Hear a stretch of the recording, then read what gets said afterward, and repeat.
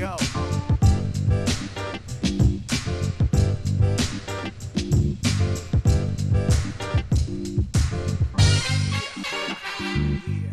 Dench.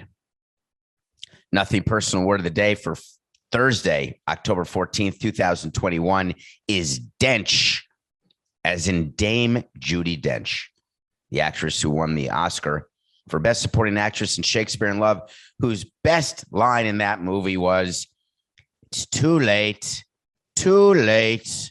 when she was getting back on the carriage and she had to step in a puddle and all of her handlers didn't cover the puddle fast enough.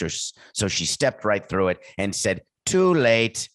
Dench, word of the day, and we're talking about Mark Davis.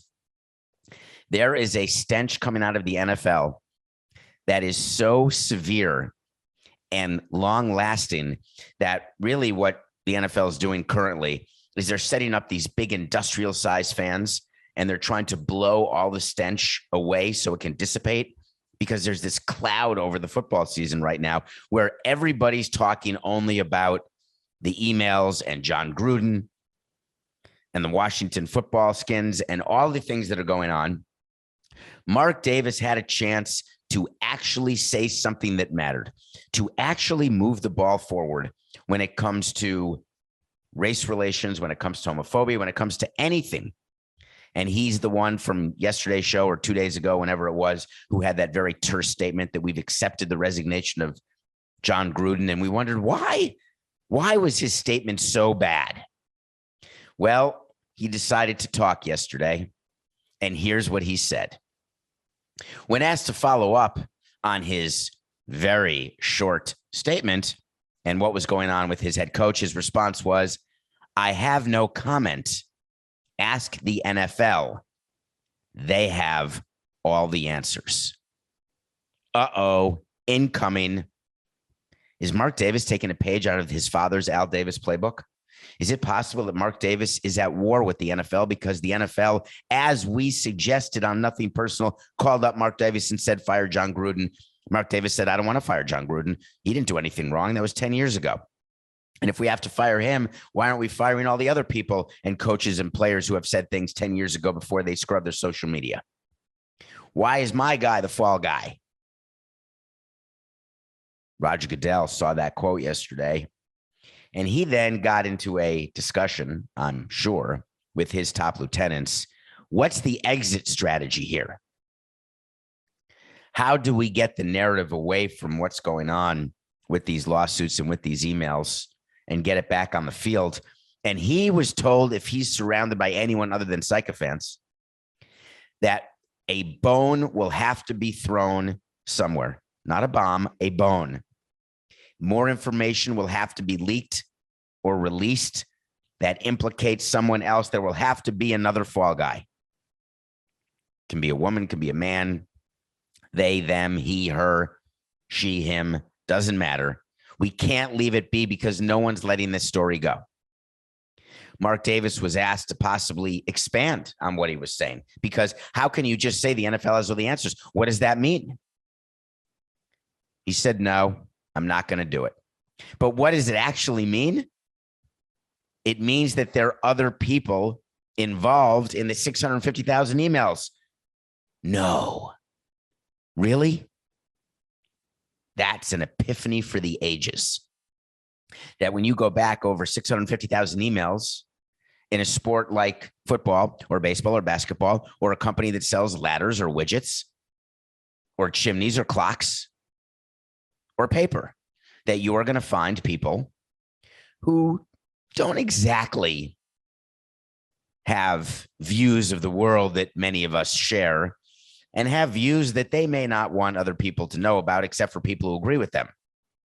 Confirmation bias is such an amazing concept when you have a contrarian view, or when you have a racist view. When you surround yourself with other people who think the way you do, the conspiracy theorists or the racists or the homophobes, then you just assume, hey, this is comfortable to be this way because everyone is this way who I'm around. Not realizing that it's a small group of incels or whatever it is, just saying, hey, if I don't have around me people who tell me I'm wrong or tell me that I shouldn't think or do or say these things, Dan Snyder is getting emails of cheerleaders, having them in compromising positions and overseeing a culture of complete harassment. But if no one's going to tell the owner that's the problem, and he never gets in trouble, and then when he does get in trouble, it's a $10 million fine. Poof. It's Tanya taking over the team, his wife. Poof. How does that change behavior? Of course it doesn't. I wonder how it ends.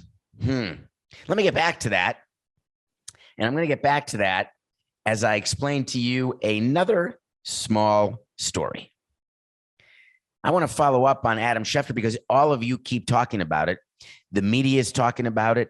Fans are talking about it. This is the reporter, the journalist, the insider for ESPN who was caught in this email maelstrom offering Bruce Allen the ability to comment and edit and approve an article that was being released that was talking about the labor talks and was obviously pro-owner, and everyone lost their minds. Everyone wondered, is this the end of journalism? Everyone was saying, how could Adam do this? And I was explaining to you yesterday why that happens, but that he simply went too far in what he wrote in email, but what he did was quite common. One of you had a question for me. You know what I want? I want to talk to Samson. So you want to talk to Samson, a segment that we pull out as often as we can. Get into my Twitter at David P. Samson, hit follow, ask a question. I'll try to answer it. I try to engage in direct messaging with as many of you as I can, but it's a small percentage. And for that, I apologize. But thank you for continuing to send questions. And this was a simple one. I am sometimes very good with 6-word questions. Did you see what Schefter said? Yes, I did. Thank you for asking. Adam Schefter was under so much pressure yesterday, trending all day, phone ringing off the hook. He had to call every one of his sources to say, don't worry, I'm never going to release, never going to call you out. We're never going to email again. And he admitted in a statement, no less, looking back, I shouldn't have done it. The criticism being levied is fair. And I wanted to touch on this to let you know that Adam Schefter did not get advised on how to respond to this, because if he did, that wouldn't have been his response. It's okay when you're apologizing to say, looking back, I shouldn't have done it. But if you're going to do that, then you have to follow it up with a why. What is the reason that he shouldn't have done what he did? Is the reason, again, like the apologies that we hear so often, I'm sorry that I hurt you, when it's really, I'm sorry I got caught? Should he not have done it because he got caught? Should he not have done it because it is imperative for journalists to be independent? Because as consumers of journalism, that is the entire concept that we crave and require, yet we don't have anymore. How many of you think the New York Times is independent? The Washington Post, the New York Post, the Daily News, the St. Louis Dispatch. How many of you, when you are reading articles, do not think about what their agenda is, what the agenda of the paper is, what the agenda of the writer is? How many of you, when you're listening to opinion pieces, that's the whole point of our society right now. It's a bunch of people just watching things and watching people who are preaching to the choir. Rarely is news set out in a way where people are allowed to think to themselves, I wonder what I think about this subject. Conclusory statements are commonplace. On Nothing Personal, we try to walk that line. We try to give you information on both sides, and we want you to think about where you stand. I'm going to give you my opinion. I'm going to tell you both sides and have you decide. Journalists aren't doing that much anymore. So for Schefter to say, looking back, I shouldn't have done it. No, that's exactly the modus operandi. That is the way things are done. If you are not just going to be an insider, but if you are going to be a prolific dispensary of information. The criticism that's being levied on Schefter is part of this frenzy.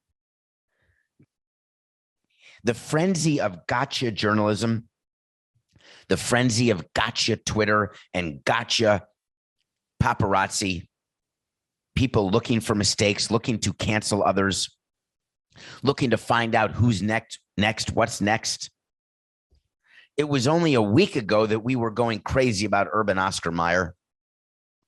And we said to you, maybe 10 days ago, when you're in a PR crisis, step 3 is hoping against hope that the next PR crisis comes soon, because then your crisis is on the back burner. When there is a tragedy, you hope that the next tragedy doesn't come soon because you want the focus to be on your tragedy. That's how it is with storms, hurricanes, shootings, abductions, murders, violence, and stories about sex, affairs, misogyny, homophobia. You're waiting for the next. There will be another story that will put this in the background, the Mark Davis, the Schefter, the John Gruden. It will be passed, but this cycle is lasting a little longer than others. And what's the big difference between this and other stories? With Urban Oscar Mayer, that's it. He was in the dance club. He had some woman. He was doing a Tinder or a Grinder or whatever the thing is when she's sitting in your lap. His wife had a comment. He had a comment. He apologized, and they moved on. Nothing more to know. Nothing more to discover. If he had been doing that with a woman he had been with for 10 years, maybe that's something to discover. But even then, who cares? The problem with the John Gruden situation and that the NFL has is there's so much left to discover that people don't want to let this go. It's like a mystery unfolding in front of us, and we have an insatiable desire to have our unbelievable voyeuristic lifestyle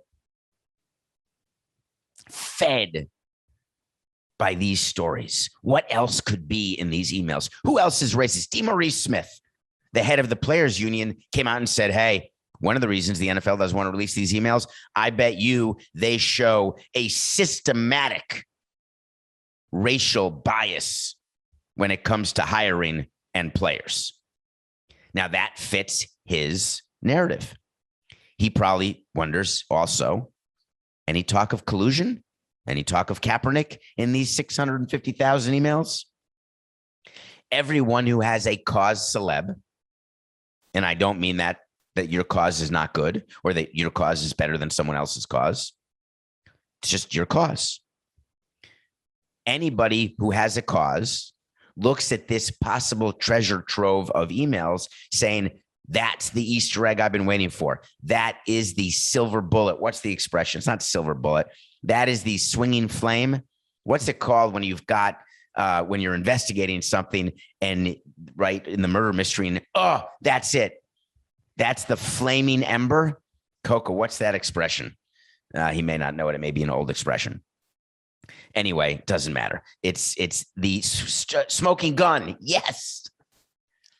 Ugh. Today must be Friday. What is the smoking gun? It must exist in these emails for my issue. That is why Goodell has a problem. We're going to wait and see. We come back. I want to go to break now because when we come back, I really do want to talk about, if that's okay, I want to talk about Kyrie Irving again.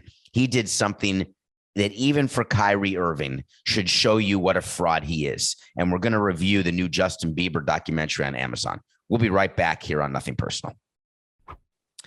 Welcome back to Nothing Personal. My name's David Samson. Thank you for rating, reviewing, following, subscribing. Do you know today is the 2-year anniversary of the first episode of Nothing Personal? On October 14th, 2019, Matt Coca and I pressed record on a show. We were in the studio in Fort Lauderdale pre-COVID. COVID was just around the corner, but not yet, October of 19. We went through a couple of rehearsals before we started. And after the rehearsals, Matt Coca said to me, and then not to me, but to other people at CBS, oh, man, I don't know if this is going to work. And he was right. I go back and listen to those rehearsals, which we taped, and it was horrible. I felt like Crazy Eddie from those old TV commercials in New York when he would just be yelling all the time. It takes a while to find your voice. It took a while for us to figure out whether or not this show would possibly work, and you have made it work. So this is the 2-year anniversary, and my thanks starts with Coca, but it ends with you. I am merely the medium through which, the conduit through which you are getting information from Coca, from me, but it's you who have been able to broaden your horizons. It's you who've been able to think about issues and to hear about issues that just aren't talked about anywhere else in a way that's rational, in a way that is educational, and I hope for you has been entertaining. 2 years of nothing personal, and we're still going. Why not? That's 2 years of watching a movie every day, but it's been longer than that. Amazon does something that is great for me when you go on Amazon Prime. There is a bar when you first log in or press the button on your remote, and it's in big font. It's the movie of the day or the release of the day, and they get me. And I turned it on yesterday, and it was Justin Bieber, Our World. The odds of me watching a Justin Bieber documentary are de minimis. Never heard his music, never seen him in concert, don't know anything about him at all, other than he's married to Stephen Baldwin's daughter. That I'm aware of. Other than I've watched him go from 0 tattoos to totally tatted up in a way that matches other people I know. That's it. Can't name a song, but I said, you know what? I'm looking to review something, and Justin Bieber's popular. I'm going to give it a try. It's 90 minutes of my life, and that'll be the end of it. 90 minutes later, and I'm a believer. His music is good. The story that he's telling is about a New Year's Eve concert during COVID at the Beverly Hills Hotel. The preparation for that concert, it shows behind the scenes with Justin and his wife, Haley. I thought it was Haley Baldwin, but now it's Haley Bieber. She took his name. Justin Bieber's father-in-law is Stephen Baldwin.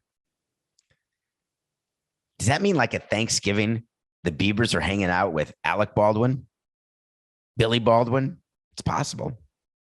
In any case, so during the course of this documentary, it's really a concert film that has small snippets interspersed of behind the scenes footage. And I was all in. Justin Bieber, Our World.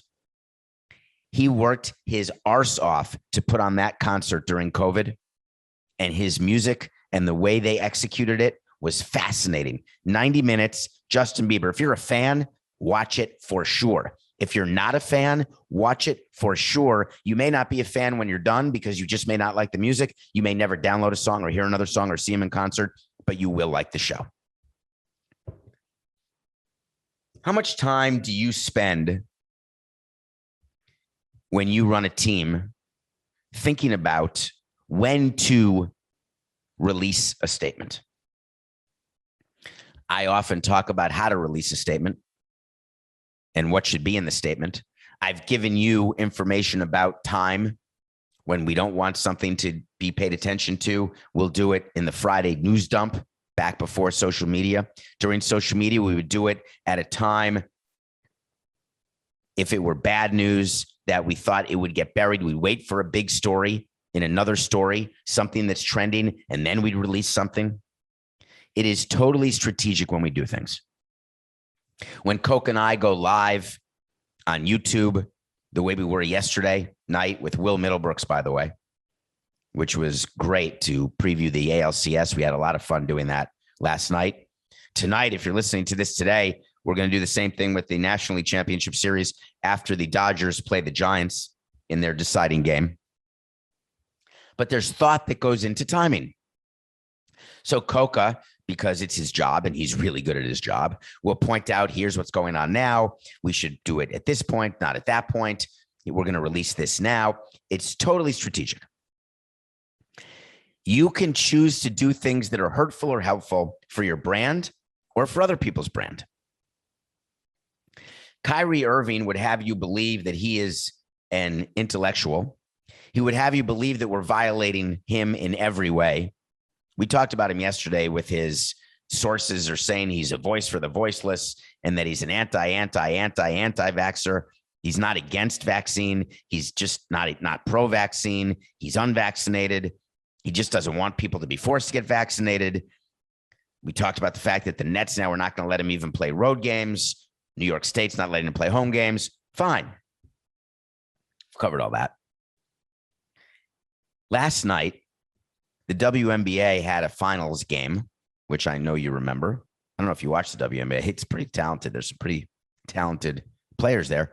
Phoenix was beating Chicago in overtime. The WNBA has been supported by Kyrie Irving, which made me think that Kyrie Irving was interested in the WNBA or appreciated their role, appreciated what they were trying to do. Donated $1.5 million to cover lost salary for WNBA players who didn't play last year during COVID, who chose to opt out. Kyrie Irving may have done that purposefully, may not have. I am not going to accuse him of anything. What I am going to accuse him of is going on Instagram Live during the WNBA finals. If there is someone who you love, who you care about, who is doing a performance or doing something, you don't have to watch it if you don't want to. But when you know that you want to do something public that will be guaranteed to take away eyeballs from someone or something you love, and you still do it, it means either A, you never loved that thing or person to begin with, or B, you are so selfish, clueless, and egomaniacal, narcissistic that it doesn't make a bit of difference. Kyrie Irving went live on Instagram to explain the situation right during the WNBA finals. What he had to say was the biggest crock of horse hockey I think I've ever heard. I'm waiting for him to now be the voice of the voiceless. He now uses his voice. I'm so excited to listen to his rant, thinking that I'm finally going to understand what he's talking about and why he's talking about it. I'm finally going to understand why he's willing to walk away from the team that he's supposed to love and his band of brothers who he loves as the season starts. Finally going to understand whether or not Pablo Torre was right. Is it 5 negatives or 4 negatives or 3 negatives when you're doing anti? And the main point of what he said is, I'm not retiring. I'm not leaving this game. The main point of what he said is, people don't understand me. People talk about me without hearing it directly from me. I don't want to leave basketball this way. I want to have a decision made by me that's best for me and my family. And then he dropped the greatest line of all. He said, I had no idea that we'd have to be vaccinated to play ball. Really? Interesting. Kyrie, are you suggesting to me that you were not paying attention when your union said to you, we're not going to be forced to be vaccinated, but we do have to comply with state laws? And wow, New York looks to be passing a state law that you have to be vaccinated. Do you know that New York and its lawmakers and the governor are in touch with all presidents and owners of their sports teams in their state when they're going to do things like this? You think it's a coincidence that in LA, they passed a vax mandate, but said it's okay for the Staples Center? Do you think it's possible that in New York, when they passed the mandate, but said it's not going to be okay for Brooklyn and the Garden, that the teams were not made aware of it? And then do you not know that the teams, when made aware of it, went to their players and said, hey, this is how it is going to be. It's going to be announced. You better be ready. For him to say that he was taken by surprise puts the diss in disingenuous. For him to say that he's standing with all those who believe what is right and that everyone is entitled to do what they feel and what's best for themselves and to again talk about all the people who lost their jobs because of the vaccine mandate. It's a fugazi.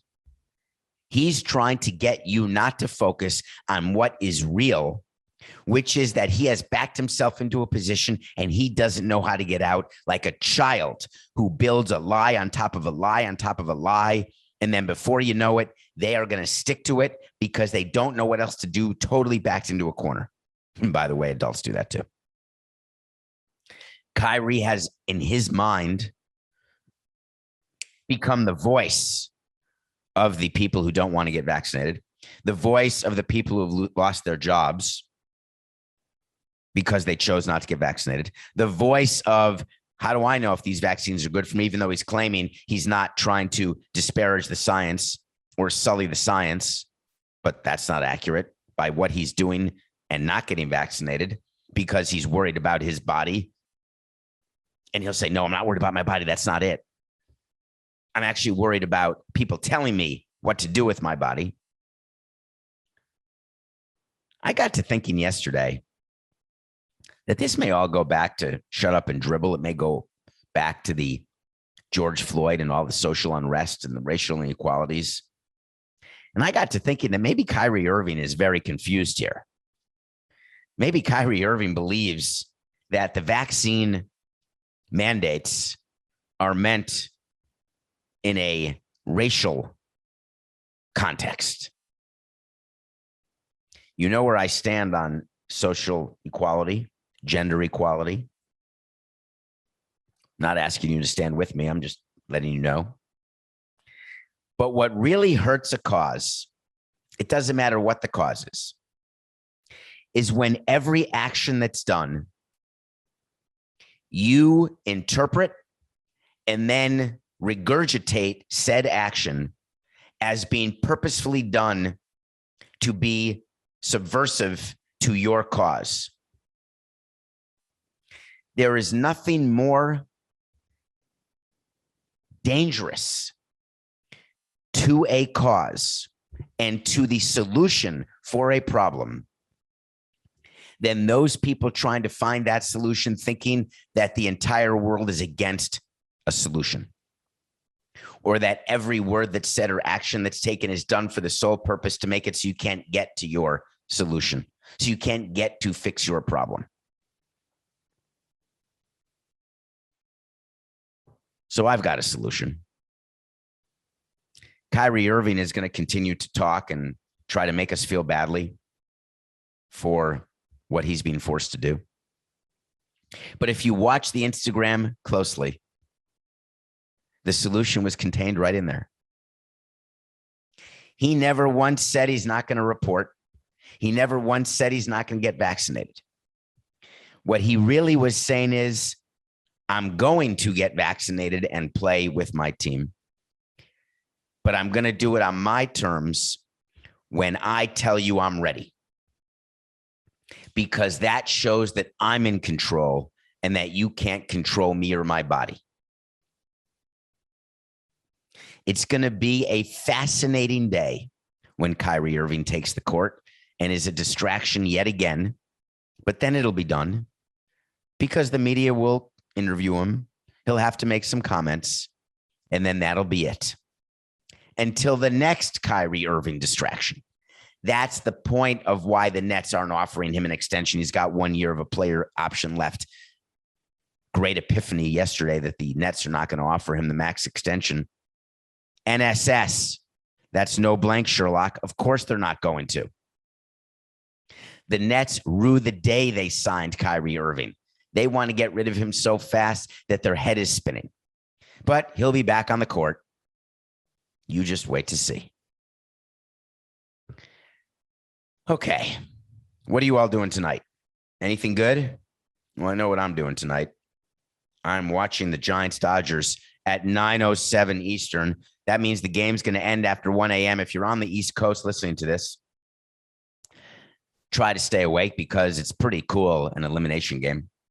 No one's given me an answer. Please get to me at Twitter or at Instagram or somewhere why we're not calling them elimination games anymore.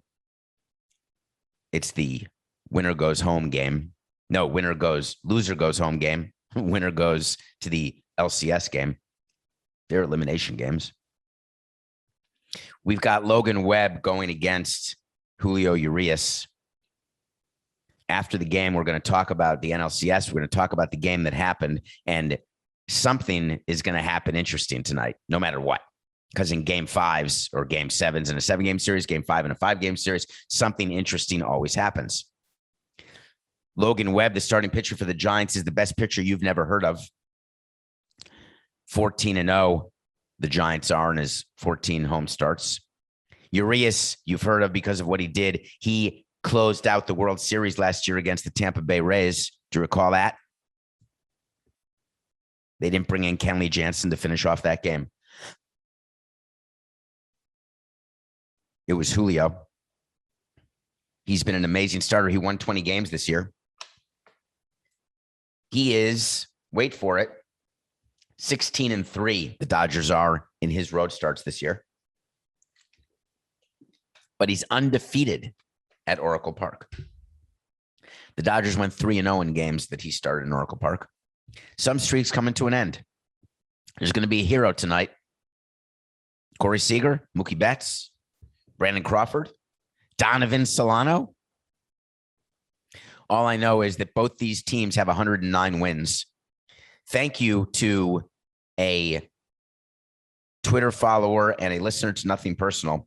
On a recent show, I said, I think it could have been Terry Virts, by the way, the astronaut, who has his own great podcast and who is a loyal fan of Nothing Personal, watches every day, listens every day. He said the Dodgers and Giants have the same number of victories. I thought the Giants still had one victory more than the Dodgers because the Giants had 107. The Dodgers had 106 at the end of the regular season. Now they're tied at 2. So I thought it was 109, 108. I forgot the fact that the Lakers, come on, Coca, 7-10-69. I forgot the fact that the Dodgers had to beat the Cardinals in the wild card game in order to get to this series. So the Dodgers are actually 3-2 in the playoffs, which means they both have 109 wins, which means tonight a 109 win team goes home. Thank you for that correction. I get corrections all the time, and I'm good with it. It happens. Don't be afraid to correct me, folks. All right, pick of the day. We did not lose our pick last night. There was no pick last night. We are 132 and 113. I want to give you a bunch of picks, and here's why. There is no show tomorrow. Nothing Personal is going dark. One day without me this coming Friday, tomorrow, October 15th. We will be back Monday from Stamford, Connecticut, no less. But I want to give you picks for the weekend so you have them because there's a lot of good sports. Tonight, Giants over Dodgers. The Giants will win. I'm picking the Giants to win the series. You know I did. I have a million ways to seize about the Dodgers not winning the World Series, not winning the pennant, yada, yada, yada. Giants are the better team in a one game. You don't know what's going to happen, but I'm taking the Giants. There's also a football game tonight. Why are the Buccaneers only 7 points over the Eagles, Coca? Do you have any idea? Obviously, enough Philadelphia fans are betting on the Eagles, I guess. The Bucs should be favored by way more than 7. So we're taking the Bucs over the Eagles. We got a double pick tonight. Not a parlay, but a double pick. Tomorrow, the American League Championship begins. We previewed that with Middlebrooks. We talked about that. Nathan Eovaldi is pitching for the Red Sox, and he will get the win. Red Sox over the Astros in game 1. On Saturday, I'm going to be watching everything, but college football. Did you see Alabama lose last week? Was anyone surprised? Isn't that amazing when you have a college program where a team loses that never loses, and you think, how did that even happen to an unranked opponent, no less? Well, it's now bleeding into this week's lines. There is an issue here. Alabama is only 17 points over Mississippi State. Alabama, under Nick Saban, will come back from their loss last week and win this game 45-10. Alabama 17 over Mississippi State. We're going to make some money this weekend. If you're in a place where you can bet legally, I like that one. Now I want to take a minute talking about the NFL. The NFL has some distractions, which we have outlined clearly. The NFL is in London again this weekend. I cannot underestimate. That's not the word. Start that again. I cannot possibly explain to you how important these London games are financially for the NFL. The NFL comes out and talks about they're going to play in Germany next, maybe Frankfurt, maybe Dusseldorf. The amount of money that the NFL makes during these international games would stagger you.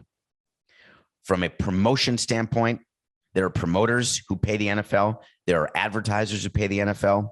The networks love the 9:30 a.m. games because it's another game that all of you watch. You wake up and watch. It's hard to get a team to go because it's a travel issue. It's tiring. It sort of upsets the routine, and athletes are very routine oriented. Well, the Dolphins are playing the Jaguars. The Jaguars are the NFL team. I think the Jaguars are still going to move to London. I really do think that. The Jaguars are getting 3.5 points from the Miami Dolphins.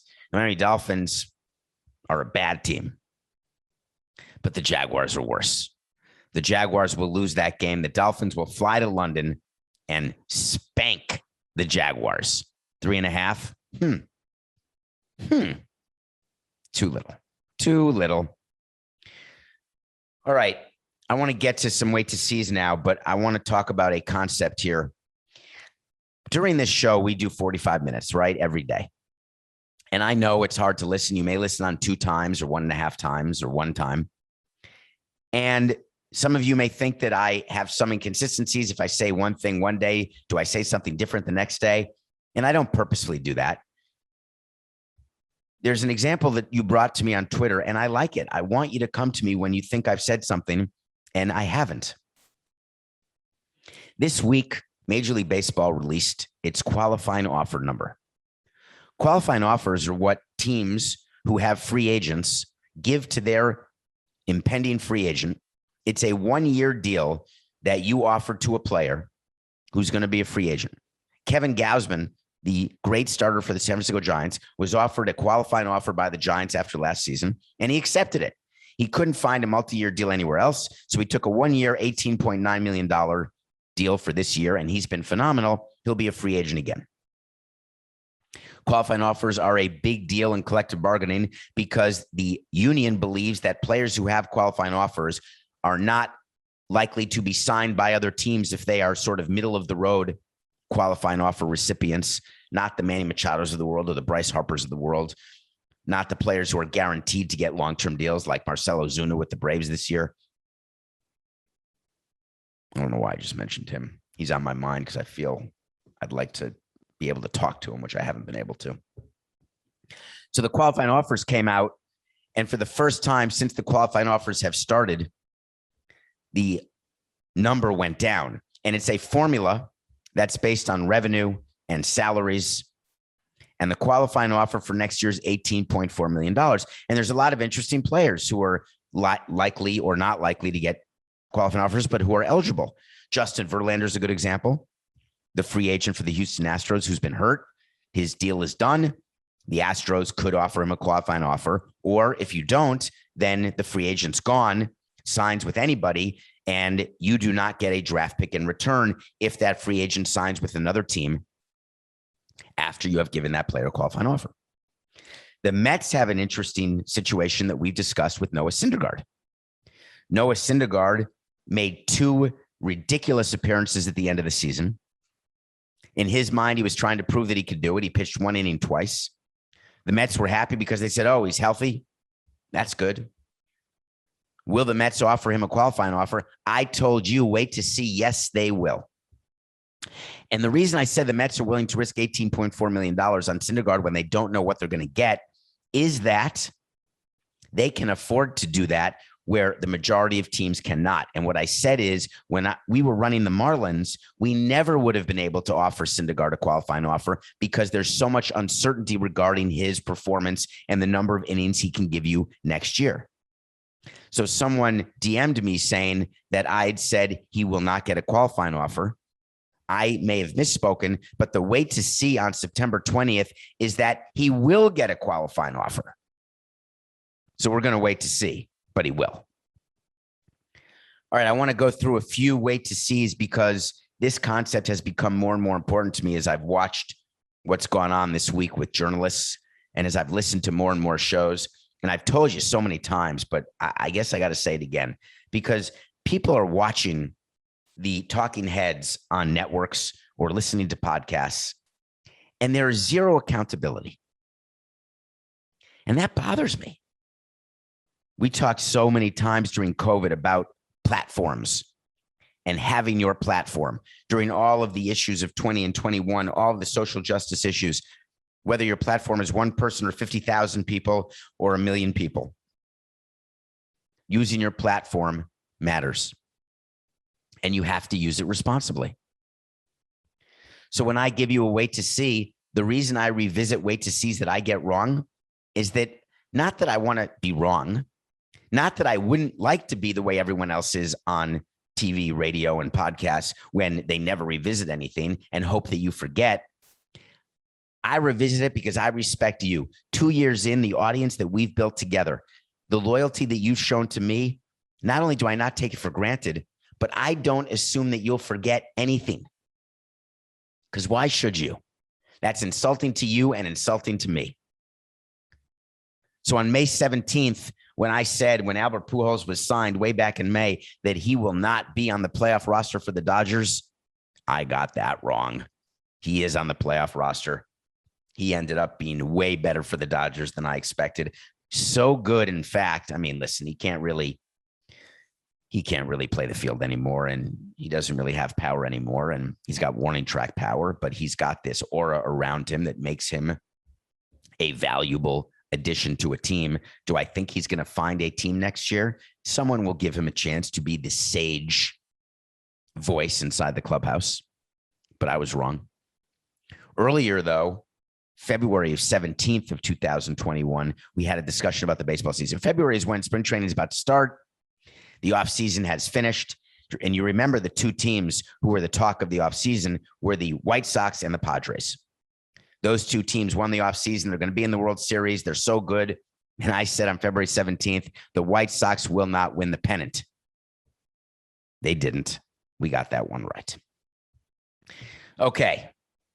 September 20th, we had something. Yes, I do. On September 20th, we had something. Do you remember when there was a rumor that there was an MLB manager that was not vaccinated, and MLB just came out and said that if you're not vaccinated, you can't manage. So we're going to find out who of the managers is not vaccinated because they hadn't gone public yet, who's vaccinated, who's not. Well, guess what? I said on September 20th that all MLB managers will be vaccinated. None of them will miss a game, because if any of them were not vaccinated, once MLB changed the rules, the president goes down to the manager's office with a syringe and says, you're now vaccinated.